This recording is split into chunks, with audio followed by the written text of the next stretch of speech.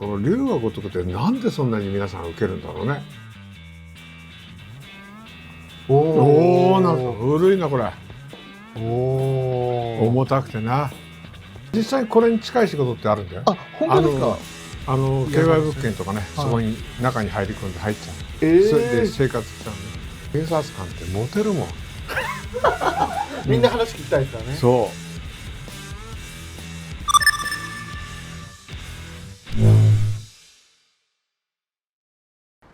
で、今どこ行くんだ？何でしたっけ？さっきの今やられてる店だろ。なんかこの公園見るとさ、彼を思い出したんだよ。ほら、真島をね思い出す。へーってこう立って出てきそうな。思いがけねえボーナスが入った。こりゃ酒盛りでもしねえとダメだよな。ああ、今日くらい嫌な。今ね、こういう焚き物世の中できないからね。確かにできないですね。確かに。昔は交番の脇にさ、一斗缶があってさ、そこで、裁断しなきゃいけないような書類をね燃やしてたの朝。でも今それやったら怒られちゃうから。怒られますね、もちろん。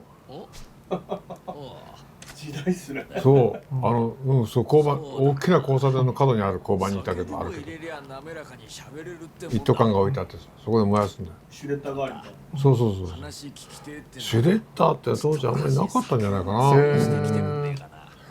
僕は今仕事関係上シュレッダー1台あるんだけど、やってる枚数が多すぎて壊れてた。入れすぎちゃう。更新所っていうのもシュレッダーが1台完全設置義務が設置していなければ警察官に指導を受ける。一つだけ聞かせてくれ。書類の処理ができるっていうことですね。でも今の裁断シュレッダーっていいようだけど、なんかあれつなげるの俺でもできそうな気がするんだよね。ありますよね。ありますね。なるほど。飲ませがいがありそうだな、あんたらには。酒なら何でもいいってわけじゃねえからな。そう、こいつらめんどくさいんですよ。選ぶ権利ってもんがあるんだ。何？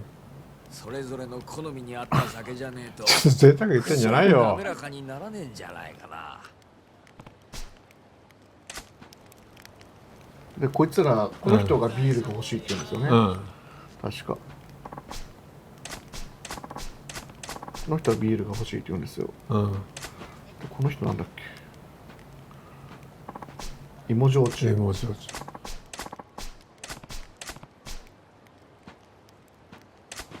こいつがウイスキー。スコッチか。今のところその辺の居酒屋に行けば全部揃うよね。揃いますね。シャンパンはあんまり聞かないな、居酒屋で。これ飲んだことないから欲しいって言ってんじゃないのこれ。こいつは日本酒。全部人通り出たな。で、日本酒渡します。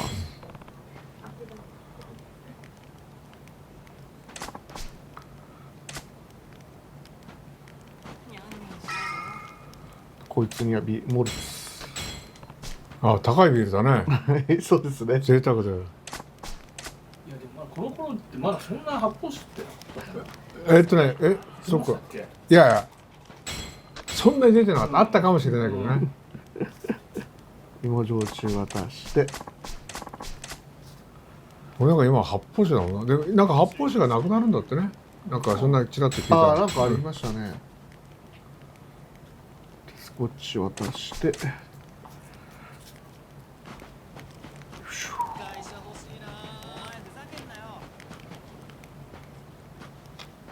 で、シャンパン。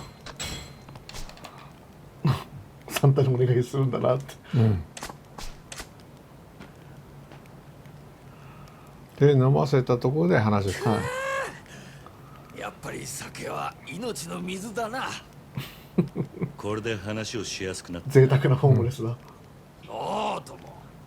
酒のおかげで口つまみが欲しいなんて出すんじゃないのか。大丈夫なんだろうな。大丈夫。つっても俺らが知ってることなんて大したことないと思うけど。橘不動産の仕事をしたことがあるって話だが。ああ、言われた場所に一日中居座っているだけ。地上げの嫌がらせにさ、簡単なバイトだよ。さっきも一件終わって日当もらったとこでさ、明日からまた違う場所で居座り。さっきまでやってたのっていい仕事っちゃいい仕事なのかもしれない。実際これに近い仕事ってあるんだよ。あ、本当ですか。KY 物件とかね、そこに中に入り込んで入っちゃう。それで生活しちゃう。そのバイトってのはそういうのはある。立花不動産の方から声をかけそれ闇ですね。あそれ安くさせるため。出ていかせる。権利者出ていかせる。道場会のヤクザの方でも俺たちに同じバイト頼んでくることがあるよ。その連中も地上げ屋だ。今時はホームレスも使いようなんだね。俺たちは立花さんとこだろうがヤクザだろうが金さえもらえそりゃそうだろうな。どっちでも構わねえけどさ。なるほどな。もう一つ聞かせてくれ。立花不動産の連中がよくいる場所ってのはあるか？ああ、それならチャンピオン街だね。ああ、チャンピオン街ですか。よく出入りチャンピオン街ってのはいわゆるゴールデン街。ゴールデン街です。あの辺りは今地上げのメッカだ。なんせ小さな飲み屋ばっかだから、そこの連中を追い出して一手にまとめ上げればゴールデン街って結局今もそんな。いや、ある。今も残ってるんじゃないかな。残ってますけど近くまで行ったことあったけど最近。なんであそこはこうあのまんま保存されたんでしょうね。なんだろうね、やっぱり。あそこは立あ花不動そこって結構産だけじゃなくて、元芸能人の方とかね、店やったりするんだよね。で、あそこ決してね、安くはないんだよ。そうですね。あそこの住人たちにでも俺疑られ一るよ。度も入ったことないな、あそこ。でもなんか中には美味しいラーメン屋さんがあったりね。ありがとう。入り口に昔新宿地区交番とかがあって、新宿署員と四谷署員が合同で勤めてる交番があった。はい。チャンピオン街向かいます。昔の制服だな。この人職質しかしない警察なんですよ。何を渡そうかって、これまずいぞそれは。何を渡しますか？寿司詰めでも渡しておきますか？そうだね。でこれ受け取ったらおしまい。収賄罪だね。いや。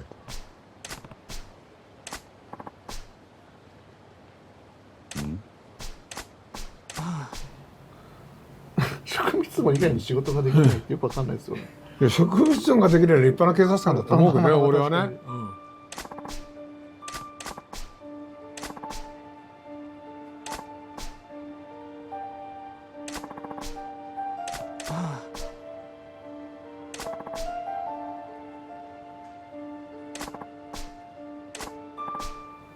まあでも立派な仕事ですからね、それも。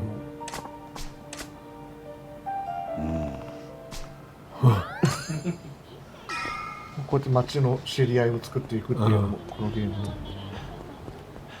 東京ゴールデンってでもまあそれか。ほら、この辺だろうな。昔何年ぐらい前かな、ゴールデン街にねの放火が一時期続いたことあったよね。ありましたね。それでゴールデン街構造的ななんかそれもあるですね、いろいろ問ね。題がなんかニュースになってましたね。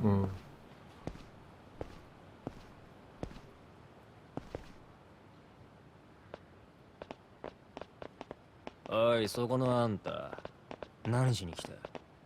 この辺で筋もんに飲ませる店はないよ。立花不動産の人間がここに出入りしているって聞いてきたんだが、今もいるか？あんた、また東上界の若い衆か？いや、そうじゃない。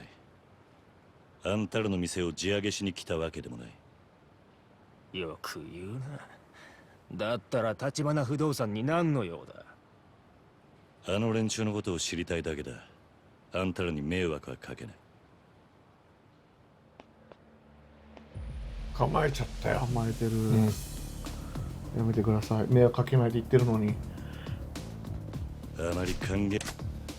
俺らはもうヤクザに俺らにはもうこの場所しかないんだからよ。俺は立花不動産の話を聞きに来ただけだ。ふざけんな！お前ら聞く耳持ったことなんかねえだろ。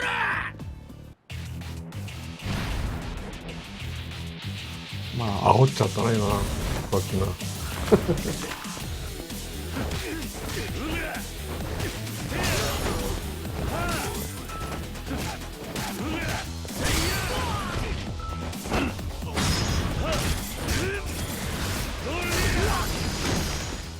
おお早かったな。早いです。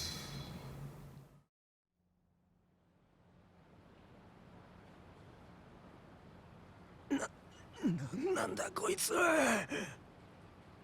少しは話を聞く気になってくれたが、あんたらに怪我させるつもりはなかった。俺は橘不動あの人たちを。ん？連中もここで地上げしてるんじゃないのか？違う。あの人たちはヤクザの地上げから俺たちを守ってあ、くれている。ゴールデン街は守ろうとしてるんですあの人たちのおかげね。で今日のチャンいやピオンだけど街がある。これもわかんないよね。鵜呑みにはできないまあよね。確かにまあそうですね。そう言っておいてそうでしょ登場会の出入りを禁止させよう。あ、俺が出てきた。ああ来た。どうも。誰かと思えばスナック生瀬のお兄さんか。あんた仇の人間とか言ってなかったか？なかなか信じてもらえねえが、今は仇だ。前は見た目から変えればいいのに堂島組かでもそうするとこのストーリーがはい。成り立たないからそうですねうんそうですね。俺は組を破門された身だ。もう関係ねその元ヤクザがなんで俺らのこと嗅ぎ回ってる？え。あんたらの社長から手を組まねえかと誘われたもんでな。あ？あんた名前は？桐生だ。そんな話聞いてねえぞ。待ってろ、社長と話してみる。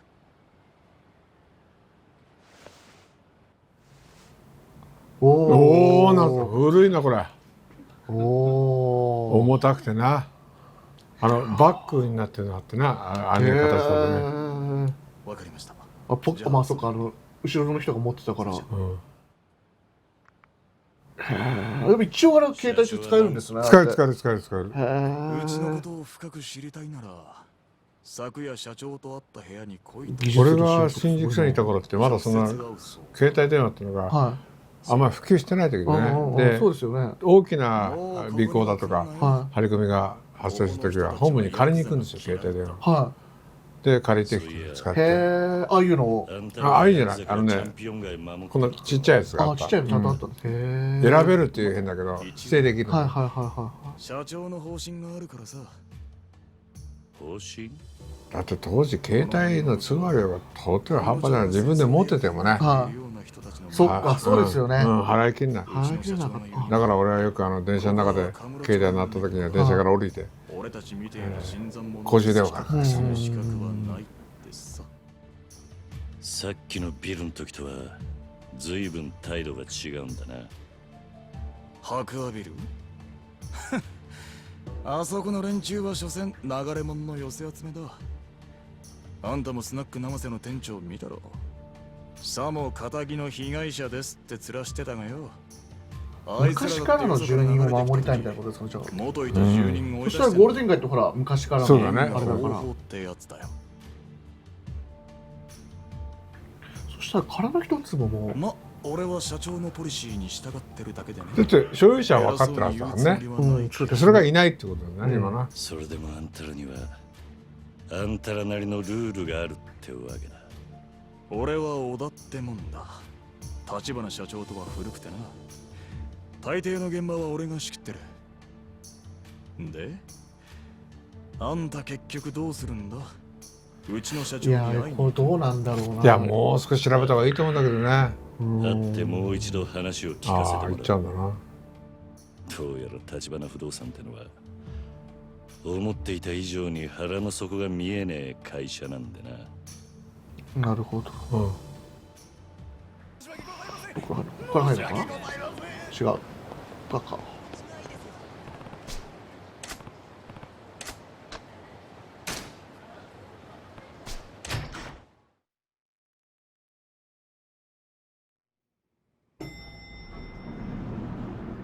これでお話しして話になるかどうかな。なるかっていうか、なるんじゃないんですか。思い通りの話が聞き出せるか、あ、なんかいっぱい受け出てきた。入れてもらう。あれ、俺は立花から呼ばれてきたんだ。ここに社長はいませんよ。後で来ることになってるはずだ。部屋で待ってろと言われた。それは何かの間違いじゃないですか。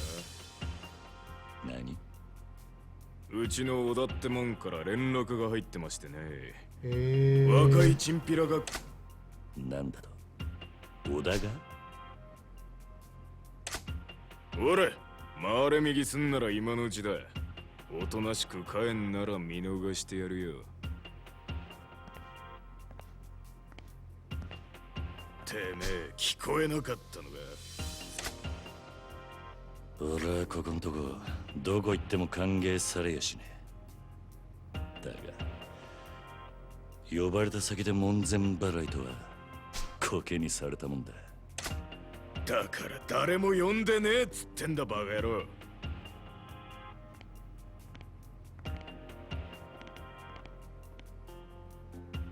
どけ、お前らじゃ話になんねガキが土地狂いやがって、どうなっても知らねえぞ。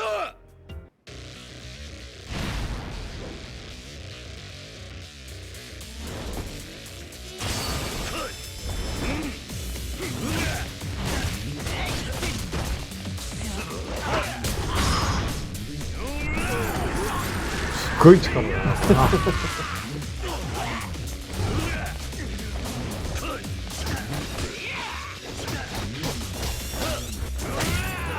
なんでしょう。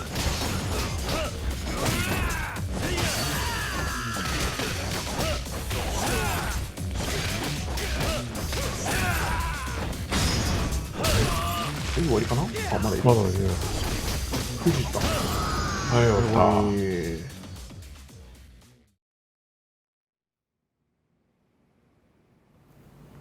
でもいないのか。いないですね、本当に。あ、いるか。いる？小田がいる。だからね、小田と立花の間の話もできてないんじゃないかなと。可能性ありますよね。お前は小田。よう。お前が俺を襲うようにさっきの連中をけしかけたのか。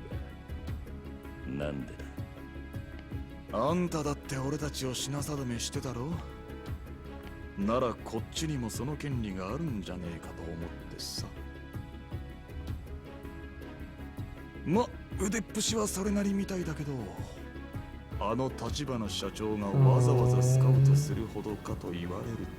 でも確かになんで桐生スカウトしたのか、それが分かってないからね。だけで俺の何が分かんない。それでこの小田がなぜ立花と合わせないようにしてるのか。やっぱ自分でやるしかないみたいだよ。てかなんか持ってますね。いやー、仕事を人に任せられないってのはしんどいね。河村町で不動産やってると荒事も多くてさ。出た。俺トンファーそこらの極道よりよっぽど血の気が多いんだよね。ただのサラリーマンとは違うと言いたいわけか。大したもんじゃない。元極道の半端もんといい勝負だ。だったらお互い手加減はいらねえな。そのつもりでかかってこい。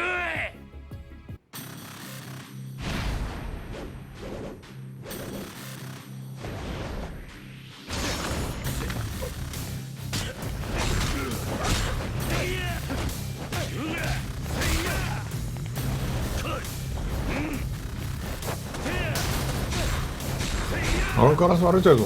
気をつけないと。本当ですよ。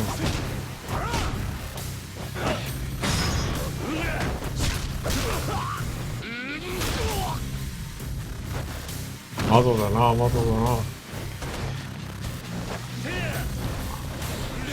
あれ。長い。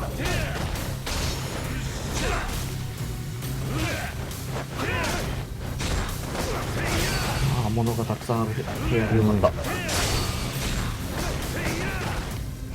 もうちょっとだ、もうちょっと。あ、違うのかな。違うの。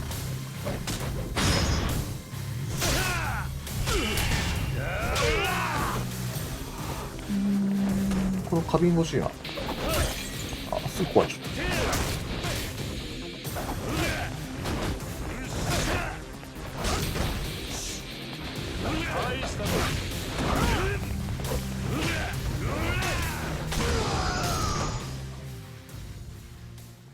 でもさっきまでのよりかは強い。あ、まあそうですね。普通のチンピラよりは。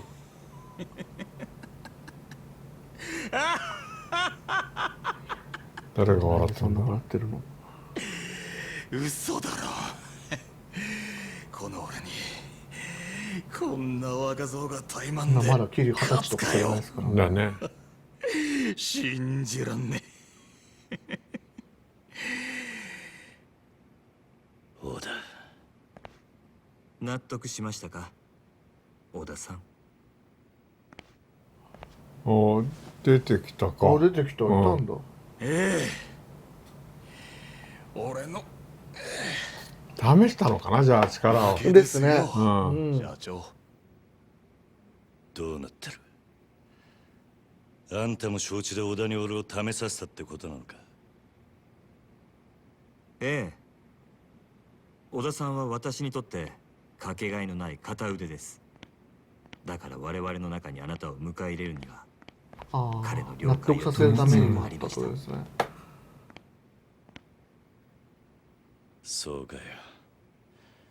俺はつくづく自分がバカに思えてきたぜ。そうですね。ずっと今この流れはそうだよね。この人に転がされ回されてたそうですね。相当な切れ者ですよね、でも。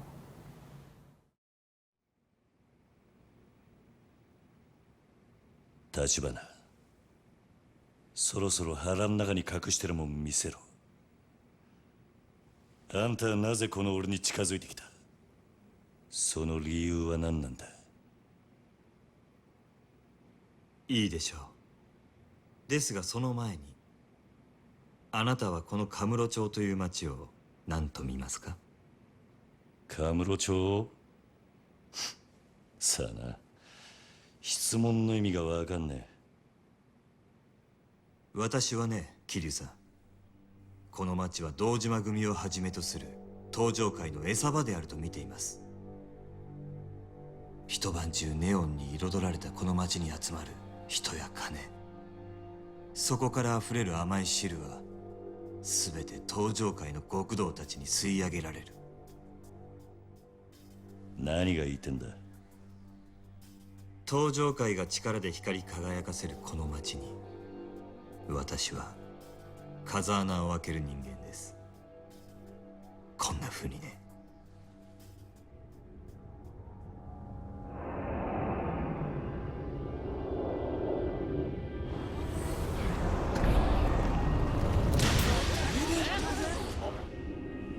なんだと。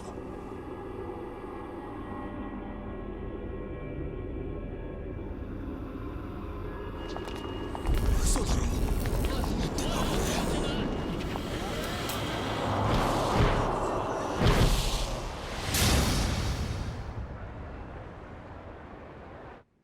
金は力。私は自分の力がこの先どこまで登場界に迫れるか試してみたい。ですがまだまだでしてね。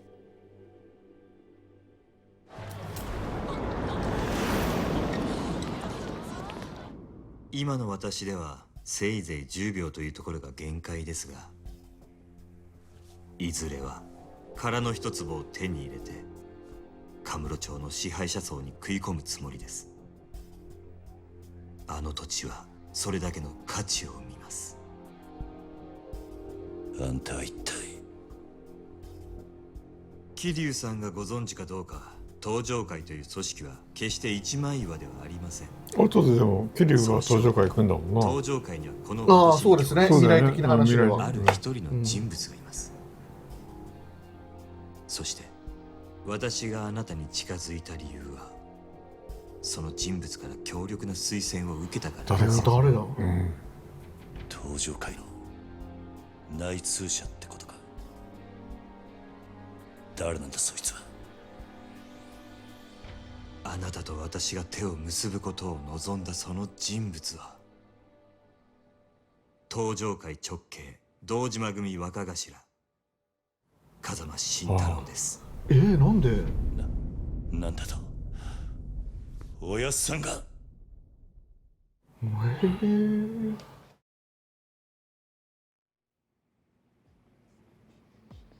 あなたは堂島組の若頭補佐久世さんから風間さんをスパイするように言われましたね。風間さんの隠し持つ殻の一坪の情報を探れと。風間さんが隠し持っていた情報、それは殻の一坪の所有者を見つけ出すことのできる人間、つまり私のことです。あんたが。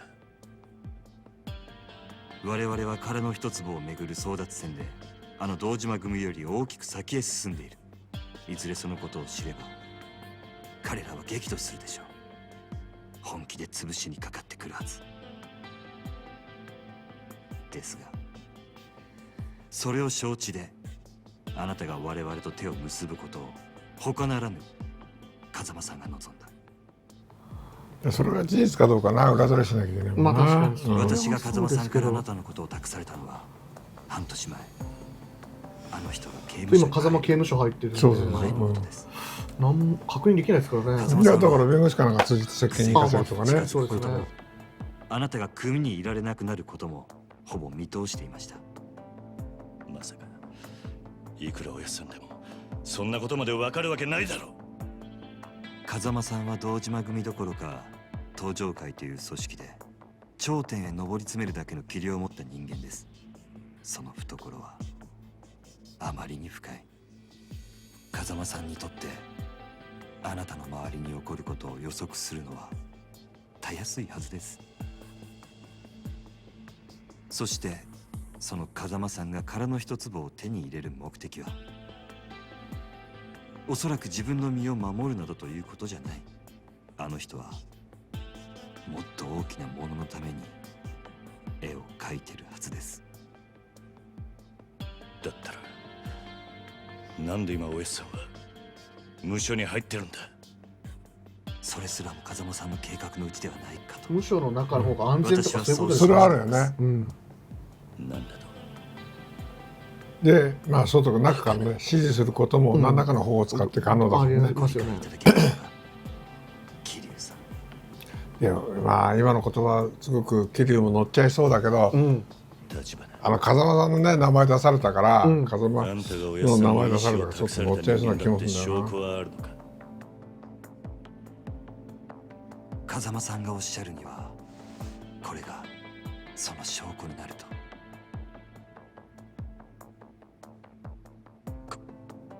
これはあなたの見覚えがあるはずです。写真。風間さん、どの写真これ沢村由美さん出てきた？今前の極みで出てきました。この写真。僕真ん中吉川さんに差し替えてサムネにしたこともあります。あんたのこれを渡したのか。ありがとうございます。結構ねサムネにはね結構俺ももともとがいい男なんだけど、いい男に修正してもらった。全てがで見てあれを見てる人も多いもんね。そうですと思います。まだおやっさんって人がどういう男なのかまるで分かっちゃいなかったってことか。だがあの人が俺に何かを望む。だから今ここででもそのために気になるところとしては風間さんの本意、風間の本意とあの日あとおやっさんに逆らって立花の本意、これを確認しない。ですね。そう決些細な行き違いによってさ大きな揉め事に発展することがあるからね。特に反社会勢力の対立構想とかそういうとこから始まったりするから。どうぞよろしくお願いします。桐生さん。というわけで、これで第3章が終わります。はい。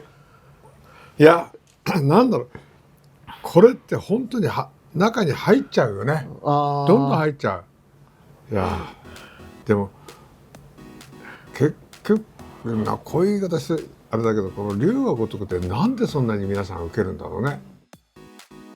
いやでも知らない世界だからそうそうそうそう。じゃないですかそういうなんで俺が先言おうと思ったら言っちゃうんだよね。なんでって言うからね、そう例えばさ、警察官っていうのも、警察官の中身じゃなくて、はい。中身じゃなくて警察官という仕事、あと探偵更新所っていう仕事、はいはいはいは反社っていう仕事、ヤクザっていう仕事、い。うん、そうですね。これはね分からないから興味持つんだね。わかんないですね。だから警察官ってモテるもん。みんな話聞きたいですからね。そうはい警察官だってね、でモテるし、で更新所っていうのもね、結構探偵更新所って言うとそうでもない、探偵って言うとねモテる一つの職業だろうね。だって吉川さんは特に薬物なんかも取り扱ってましたから、なんていうんですか、もう他の人じゃなかなか知らない世界を見てるじゃないですか。それはね、だからそれをさ、僕は警察官じゃなくて他の人とさ、薬物に関して知ったかしてるのを聞いてると、だんだん腹立ってくるのね。お前そんな簡単なもんじゃないよって、あんなのやめようと思えば絶対にやめられないからね。絶対にやめられないって言っといた方が僕はいいと思う。でもなぜあえてテレビなんかでも絶対にやめられないって言わないのかっていうと、やめようとして努力をしてる人がいるじゃないですか。いますね、今ね。その人に対して否定しちゃうことになるからね。でも本当に絶対にやめられないと思ったの。そうですね。だから絶対やんない方がいいですね。そう絶対ない。中にはね本当に軽い気持ちで手出したのがいるんだよね。